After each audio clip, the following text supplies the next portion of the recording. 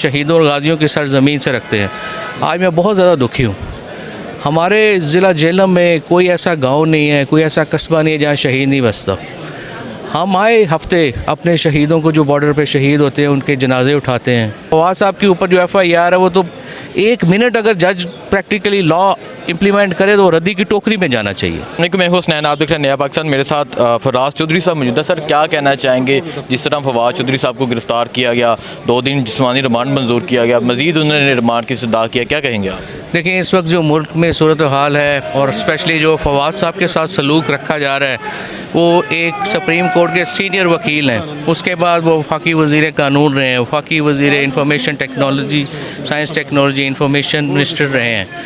और आप देखेंगे उनको अदालत में किस तरह लेके आया जा रहा है, उनके सर के ऊपर कपड़ा रख के लेके आ रहा है जैसे वो दहशतगर्द हैं। आपने कुलभूषण यादव को देखा होगा, यहाँ पे वो पाकिस्तान के ख़िलाफ़ दहशतगर्दी कर रहा था, उसको वो किस तरह लेके आ रहे थे। और एक मुहब्बे वतन, मेरा ताल्लुक़ झेलम से है, हम शहीदों और गाजियों की सरजमीन से रखते हैं। आज मैं बहुत ज़्यादा दुखी हूँ। हमारे ज़िला झेलम में कोई ऐसा गाँव नहीं है, कोई ऐसा कस्बा नहीं है जहाँ शहीद नहीं बसता। हम आए हफ्ते अपने शहीदों को जो बॉर्डर पे शहीद होते हैं उनके जनाजे उठाते हैं, उनके घर जाते हैं। तो उस कॉन्स्टिट्यूंसी के नुमाइंदे को अगर आप इस तरह ट्रीटमेंट कर रहे हैं तो आप मासिस को क्या पैगाम दे रहे हैं कि किस तरह का ये सलूक मुहब्बे वतन पाकिस्तानियों को, जो सन ऑफ सॉइल हैं, जो आइन और कानून की यहाँ पे कहते हैं कि उसको इम्प्लीमेंट होना चाहिए, उनके साथ आप गैर इंसानी सलूक कर रहे हैं। और बाकी मुहब्बे वतन पाकिस्तानियों को आप मैसेज दे रहे हैं कि इस मुल्क में लॉ अबाइडिंग सिटीजन्स की कोई जगह नहीं।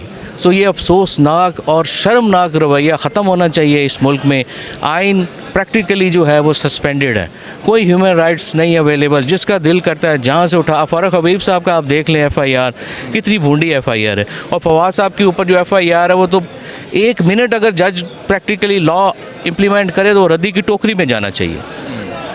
एक जो इलेक्शन कमीशन है वो आइनी ओहदा नहीं है, वो तो ट्राइब्यूनल है। तो आप उसके एक इदारे के ख़िलाफ़ जो स्पीच है, मीडिया टॉक है, स्पीच भी नहीं है। मीडिया टॉक में उन्होंने अपना एक ओपिनियन दिया, पार्टी का ओपिनियन दिया, उस पर उठा के आपने सेडिशन चार्जेस लगा दिए। तो क्या पैगाम आप दुनिया को दे रहे हैं? हम दुनिया को, पाकिस्तान को मजाक बना दिए। पाकिस्तान तजर्बाकार नहीं है। आपने 75 साल से कुछ नहीं सीखा, सेम मिस्टेक्स करी जा रहे हैं। ताकत की बेस पे पॉलिसीज़ नहीं बनती, रैशनली प्रैक्टिकली पॉलिसीज़ बनती है मुल्क के फेवर में, कौम के मफाद में। ठीक है। अच्छा, मुझे ये बता दें, खान साहब की तरफ से फैमिली को क्या पैगाम है?